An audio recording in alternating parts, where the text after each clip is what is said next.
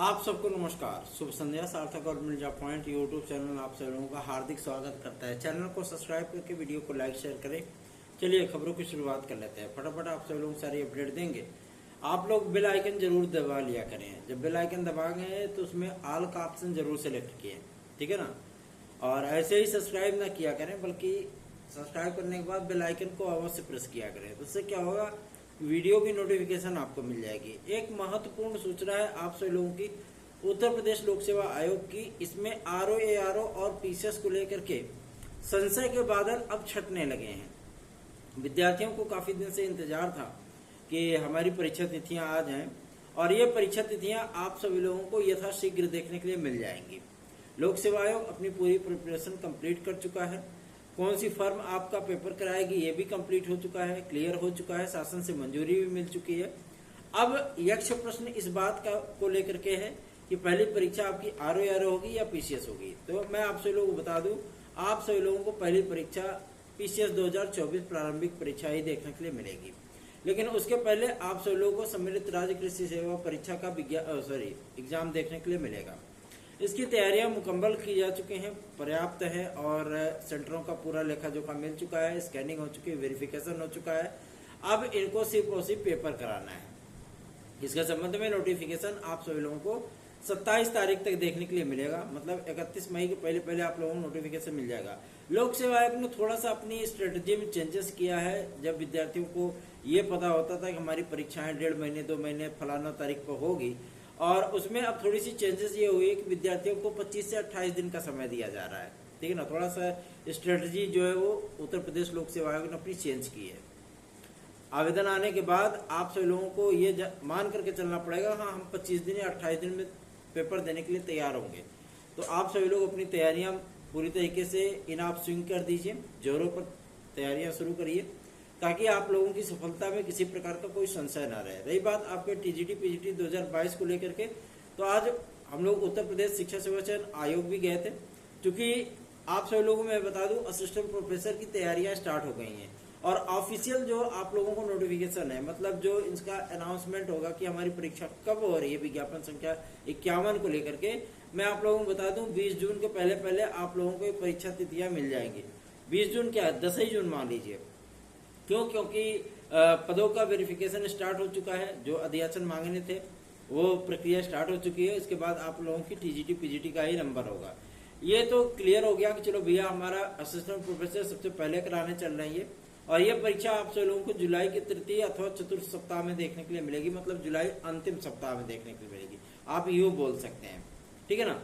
और उसके बाद आप लोगों को टीजीटी और पीजीटी देखने के लिए मिलेगी। पीजीटी तो आपकी अक्टूबर में जाएगी, इसमें कोई दो राय नहीं है, ठीक। प्रवक्ता की जो परीक्षा होनी है वो अक्टूबर महीने में होगी, और टीजीटी और पीजीटी के बीच में लगभग 1.5 महीने का गैपिंग होने वाला है। विद्यार्थियों को तैयारी करने का उचित अवसर भी मिल जाएगा, समय मिल जाएगा, और विद्यार्थी आराम से टीजीटी देने के बाद पीजीटी के लिए तैयारी कर सकते हैं।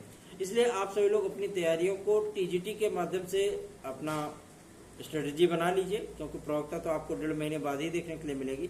प्रवक्ता में वैसे भी विद्यार्थियों की संख्या भी कम होती है, लेकिन टीजीटी की परीक्षाएं आप सभी लोगों मैं बता दूं कि शिक्षा सेवा चयन आयोग भी एक परिवर्तन के दौर से गुजर रहा है।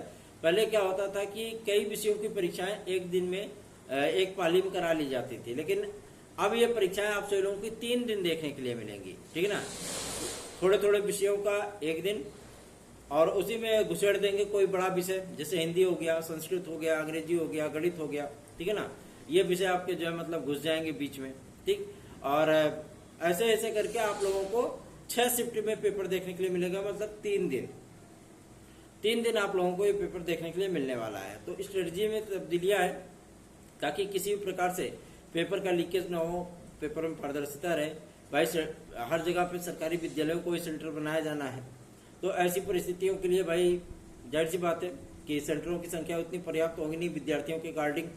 इसलिए एग्जाम का शेड्यूल को थोड़ा सा एक्सटेंड किया जा रहा है, बढ़ाया जा रहा है कि अगर 2 दिन 4 मीटिंग में परीक्षा होती है तो 3 दिन 6 मीटिंग में करा लेंगे, ठीक है ना। तो विद्यार्थी डिवाइड हो जाएंगे, तो आराम से विद्यार्थियों को नजदीक का सेंटर भी मिल जाएगा, पहला चीज। दूसरा ये कि अभी क्या होता था कि हर जिलों में सेंटर बनाया जाता था, लेकिन उत्तर प्रदेश शिक्षा सेवा आयोग ने इस बात को एकदम स्पष्ट कर दिया है कि टीईटी अर्थात उत्तर प्रदेश शिक्षक पात्रता परीक्षा की का एग्जाम को छोड़ करके आपकी किसी भी प्रकार की कोई भी परीक्षा प्रत्येक जिलों में इसका सेंटर नहीं बनाया जाएगा। जिला मुख्यालयों पर सेंटर बनेंगे, प्रत्येक जिले में इसका सेंटर बिल्कुल भी नहीं बनाया जाएगा। ये हम लोगों की पुरानी मांगे थी। उत्तर प्रदेश शिक्षा संयोजन आयोग ने इस चीज को एक्सेप्ट किया है।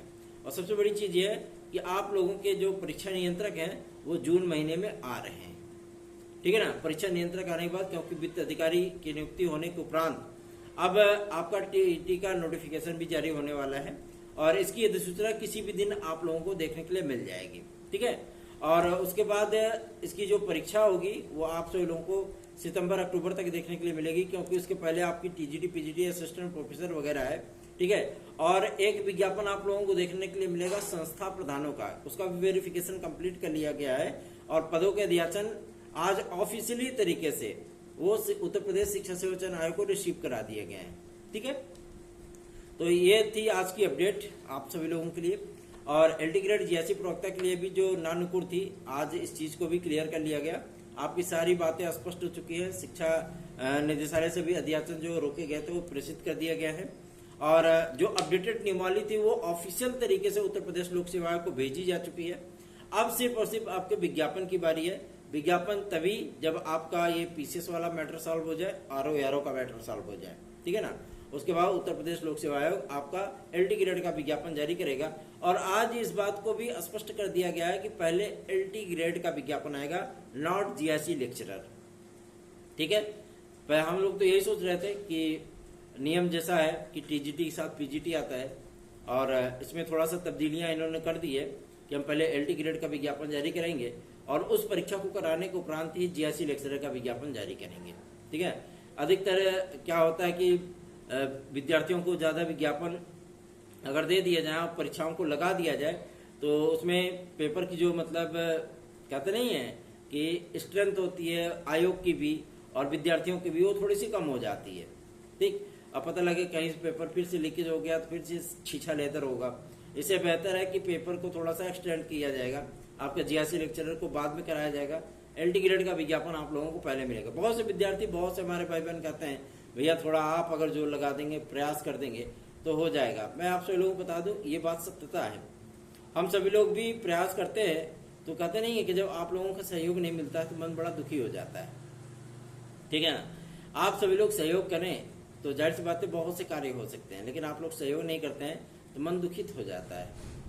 मैं ऐसा नहीं है कि मैं व्यूज के लिए परेशान रहता हूँ। अगर मैं व्यूज के लिए परेशान होता तो मैं दूसरा भी स्टेज पकड़ सकता था, क्योंकि बहुत से स्टेज हैं जो है। लेकिन हमने आप सभी लोगों के बीच में रह करके आप लोगों की सेवा करने के लिए, आपकी समस्याओं के निराकरण के लिए प्रयास करने का जो बीड़ा उठाया, आज तक मैं उस चीज को लेकर के चल रहा हूँ। भले ही आप सभी लोगों को सहयोग नहीं मिलता है। बहुत से लोग ऐसे होते हैं जिनको अपडेट नहीं मिलती है ना, वो वीडियो नहीं डालते हैं, ठीक है, क्योंकि उनके पास कोई मैटर नहीं होता। भैया जब तक विज्ञप्ति नहीं आएगी, जब तक पेपर की कटिंग नहीं होगी, उनके पास कोई एजुकेशनल न्यूज नहीं होगी, वो क्या डालेंगे यूट्यूब चैनल पे अपने।